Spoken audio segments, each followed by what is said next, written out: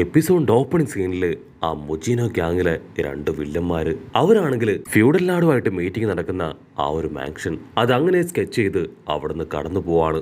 Cut ചെയ്താ നമ്മുടെ Boruto ആണെങ്കിൽ ആ ചിന്നപ്പയ്യന്റെ കയ്യിൽ പെട്ട് കിടക്കാണ്. അവൻ ബൊറൂട്ടോയെ കൊണ്ട് അവന്റെ ക്ലൗൺ ജിപ്സു, ട്രാൻസ്ഫർമേഷൻ ജിപ്സു എന്നിങ്ങനെ ഓരോന്നായിട്ട് ചെയ്യിപ്പിച്ചുകൊണ്ടേ ഇരിക്കുകയാണ്. വേറെ വഴിയില്ലാത്തതുകൊണ്ട് തന്നെ ബൊറൂട്ടോയും അവന്റെ ക്ലൗൺസിനെ ഒക്കെ ക്രിയേറ്റ് ചെയ്ത് അവനെ സന്തോഷിപ്പിക്കാൻ ശ്രമിക്കും. ആദ്യം ആ പയ്യന് ബൊറൂട്ടോയുടെ പവറൊക്കെ കണ്ട് ഭയങ്കര സന്തോഷം തോന്നും. അതിനുശേഷം അവനാണെങ്കിൽ ഇപ്പൊ നറൂട്ടോയെ കമ്പയർ ചെയ്ത് ബൊറൂട്ടോയെ കളിയാക്കും. ബൊറൂട്ടോയ്ക്കാണെങ്കിൽ അത് കേട്ട് ഭയങ്കര വാശിയാവും. അവനാണെങ്കിൽ സെക്സും ജിപ്സും ഒക്കെ കാണിച്ച് ആ ചിന്നപ്പയ്യനെ ഇംപ്രസ് ചെയ്യാൻ നോക്കും. അപ്പോഴായിരിക്കും ചിന്നപ്പയ്യൻ അവൻ അത്രയും നാളും കളക്ട് ചെയ്ത് വെച്ചിരിക്കുന്ന കാർഡ്സ് ഒക്കെ ഇപ്പൊ ബൊറൂട്ടോയ്ക്ക് കാണിച്ചു കൊടുക്കാം. അവനാണെങ്കിൽ ഭയങ്കര അത്ഭുതം, ആയിട്ടും പ്രീഷ്യസ് ആയിട്ടുള്ള കുറെ കാർഡ്സ് അവന്റെ കളക്ഷനിലുണ്ട്. ബൊറൂട്ടോയ്ക്കാണെങ്കിൽ അത് കണ്ട് ഭയങ്കര സന്തോഷാവും. ഓ മൈ ഗോഡ്, നിന്റെ കയ്യിൽ ഇത്രയും കാർഡ്സ് ഒക്കെ ഉണ്ടോ? ഇത്രയൊക്കെ ഉണ്ടായിട്ടാണോ നീ എന്റെ പപ്പയുടെ കാർഡിന് വേണ്ടി ഇതൊക്കെ ചെയ്തു കൂട്ടിയത്? ബൊറൂട്ടോ ആണെങ്കിൽ വീണ്ടും ആവേശത്തോടു കൂടെ അതിന്റെ ഓരോ പേജുകളായിട്ട് മറിക്കും. അപ്പോഴായിരിക്കും അവൻ അന്വേഷിച്ച് നടന്ന ഒരുപാട് റെയർ കാർഡ്സ് ഒക്കെ ആ ബുക്കിൽ അവൻ കാണാം. ഉടനെ ചിന്നപ്പയ്യൻ ചോദിക്കും, എന്തുപറ്റി, നിനക്ക് ആ കാർഡ്സ് ഒക്കെ ഇഷ്ടപ്പെട്ടോ? നിനക്ക് ആ കാർഡ്സ് മുഴുവൻ ഞാൻ ഫ്രീ ആയിട്ട് തരാം. പക്ഷെ ഒരു കാര്യം, എനിക്ക് നീ നിഞ്ചിപ്സു അത് പഠിപ്പിച്ചു തരണം. ബൊറൂട്ടോ ആണെങ്കിൽ അത് കേട്ട് ഷോക്കാവും. അയ്യോ ഇല്ല, എനിക്ക് ഈ കാർഡ്സ് ഒന്നും വേണ്ട, ജിപ്സോ ഒന്നും എനിക്ക് പഠിപ്പിച്ചു തരാൻ പറ്റില്ല എന്ന് അവൻ തീർത്ത് പറയും. പക്ഷേ ചിന്നപ്പയ്യനാണെങ്കിൽ വിടാതെ ഇപ്പൊ ബൊറൂട്ടോട് റിക്വസ്റ്റ് ചെയ്തുകൊണ്ടേയിരിക്കും. ബൊറൂട്ടോയ്ക്ക് മനസ്സിലാവും അവനെല്ലാം പണം കൊടുത്ത് വാങ്ങാൻ ശ്രമിക്കുകയാണ്. സോ ഒരു കാരണവശാലും അവനെ വെറുതെ വിടരുത്, ഒരു പാഠം പഠിപ്പിക്കണം. അവന്റെ അഹങ്കാരം അത് കുറയ്ക്കണം എന്ന് പറഞ്ഞ് അവനിപ്പോ നെഞ്ചിപ്സു അവന് പറഞ്ഞു കൊടുക്കാൻ തയ്യാറാവും.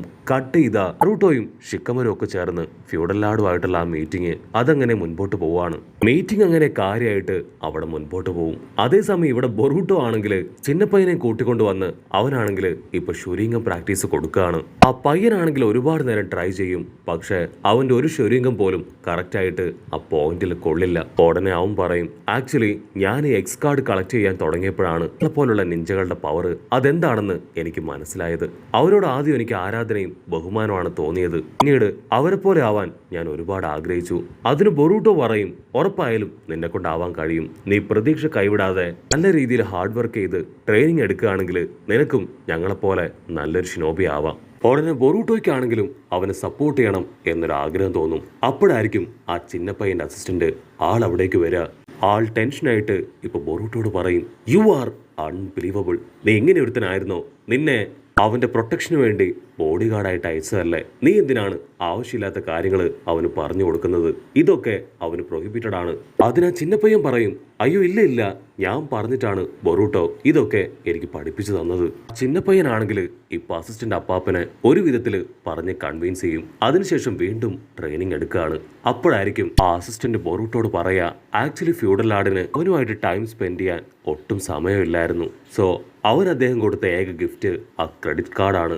അവന്റെ ഒറ്റപ്പെടലിൽ നിന്ന് അവൻ രക്ഷപ്പെടാൻ വേണ്ടിയാണ് ഇതുപോലുള്ള എക്സ് കാർഡ്സ് അത് വാങ്ങി അവൻ കളിക്കാനായിട്ട് ആരംഭിച്ചത്. അവൻ ആ എക്സ് കാർഡ് ടൂർണമെന്റിൽ പോലും പ്രൈസ് വാങ്ങി. അപ്പോഴും അവന്റെ ഏക ലക്ഷ്യം അവന്റെ പപ്പയുടെ അറ്റൻഷൻ ആയിരുന്നു.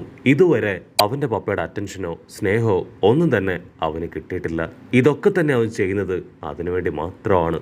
അവരങ്ങനെ കാര്യമായിട്ട് സംസാരിക്കുമ്പോൾ ഇവിടെ നമ്മുടെ ചിന്നപ്പയ്യൻ അവൻ ട്രെയിനിങ് എടുത്തെടുത്ത് ഇപ്പൊ ഷുരിംഗൻ അത് കറക്റ്റായിട്ട് ഫോക്കസ് ചെയ്ത് ആ പോയിന്റിൽ തന്നെ കൃത്യം കൊള്ളിക്കാണ്. അവൻ ഓടി വന്ന് ഇപ്പൊ ബൊറൂട്ടോയെ ഹഗ് ചെയ്ത് ഭയങ്കര ഹാപ്പി ആയിട്ട് അവർ രണ്ടുപേരും ഫുഡ് കഴിക്കാൻ ഇപ്പൊ റെസ്റ്റോറന്റിലേക്ക് പോവും. അപ്പൊ അതേസമയം ആ അസിസ്റ്റന്റ് ആളുടെ അടുത്തേക്ക് ഇപ്പൊ ആരൊക്കെയോ ചേർന്ന് വരും. ബൊറൂട്ടോയും ചിന്നപ്പയ്യനും ആണെങ്കിൽ ഇപ്പൊ ആ കാർഡ്സ് ഒക്കെ വെച്ച് കളിക്കുകയാണ്. ബൊറൂട്ടോയ്ക്കാണെങ്കിൽ അവനെ കാർഡ്സ് കളിയിൽ തോൽപ്പിക്കാൻ പറ്റില്ല. അവൻ പറയും, ഏറ്റവും വലിയ ആഗ്രഹം എന്റെ പപ്പ എന്നെ മനസ്സിലാക്കുന്ന ഒരു സമയം വരണം. അദ്ദേഹം എന്നെ കുറിച്ച് ഓർത്ത് അഭിമാനിക്കണം. അതാണ് എന്റെ ലക്ഷ്യം.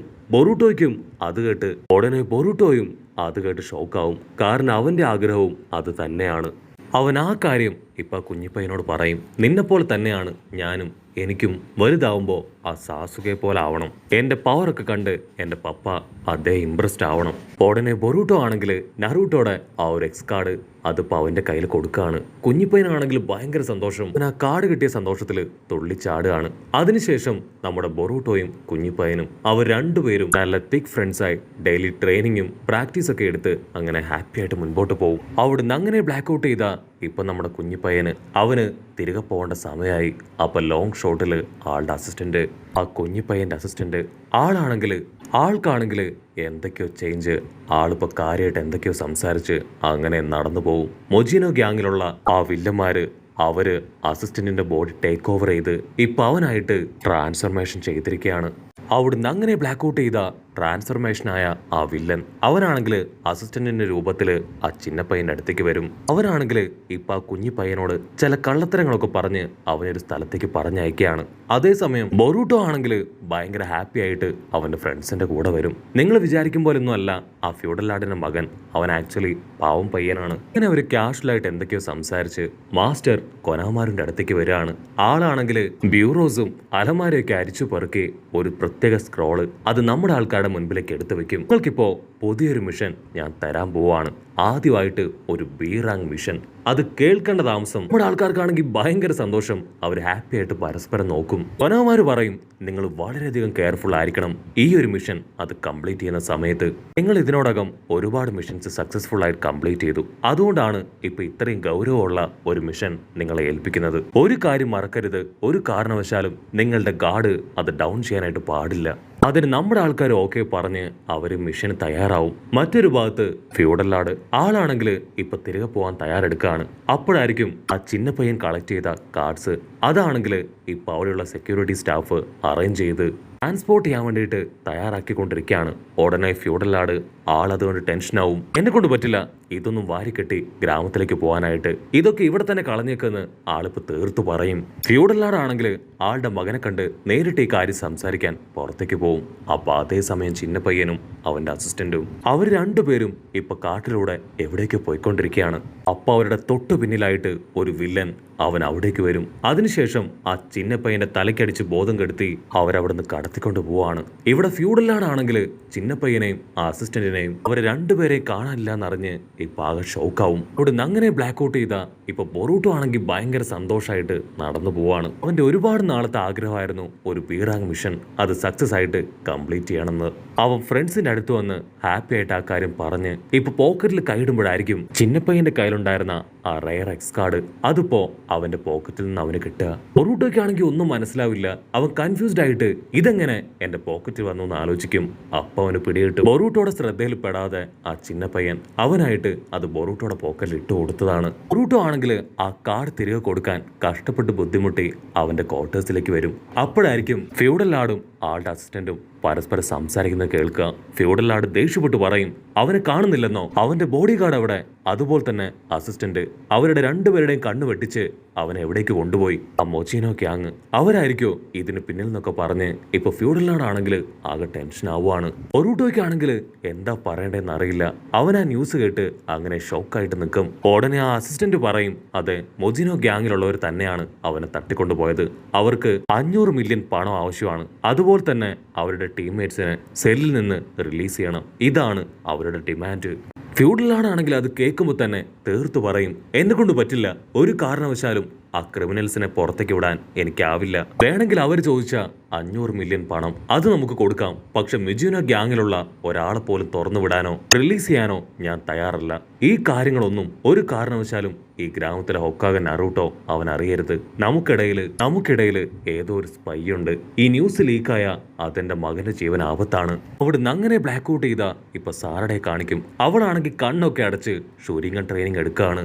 അപ്പൊ കറക്റ്റ് ടൈം ബൊറൂട്ടോ അവിടേക്ക് വരും. അവ ജനൽ ലോക്ക് ചെയ്ത് അവളോട് പറയും, എനിക്ക് അത്യാവശ്യമായിട്ട് മറ്റൊരു മിഷന് പോകണം. സോ ഈ ഒരു ബീറാങ് മിഷന് ഞാൻ ഉണ്ടാവില്ല. സാറടയ്ക്കാണെങ്കിൽ ബൊറൂട്ടോയുടെ സംസാരം അത് കേൾക്കുമ്പോൾ തന്നെ മനസ്സിലാവും അവൻ മറ്റെന്തോ ഒരു പ്രശ്നത്തിൽ പെട്ടിരിക്കുകയാണെന്ന്. അവൾ പ്രത്യേകിച്ചൊന്നും പറയില്ല. അവനോട് ഓക്കെ പറഞ്ഞ് ബൊറൂട്ടോയെ പറഞ്ഞയക്കും. കട്ട് ചെയ്ത ആ ചിന്നപ്പയ്യനെ കാണിക്കും. അവനാണെങ്കിൽ ആ വില്ലന്മാര് കെട്ടിയിട്ടിരിക്കുകയാണ്. ഉടനെ ആ വില്ലനാണെങ്കിൽ ഇപ്പൊ അസിസ്റ്റന്റിന്റെ ഫേസ് മാറ്റി അവന്റെ റിയൽ രൂപത്തിലേക്ക് വരും. ഞാനാണ് മൊജീനോ ഗ്യാങ്ങിന്റെ ലീഡർ. നിന്റെ അസിസ്റ്റന്റ് അവനെ കൊന്നുകളഞ്ഞ് ഞാൻ അവന്റെ രൂപത്തിലേക്ക് മാറിയതാണ്.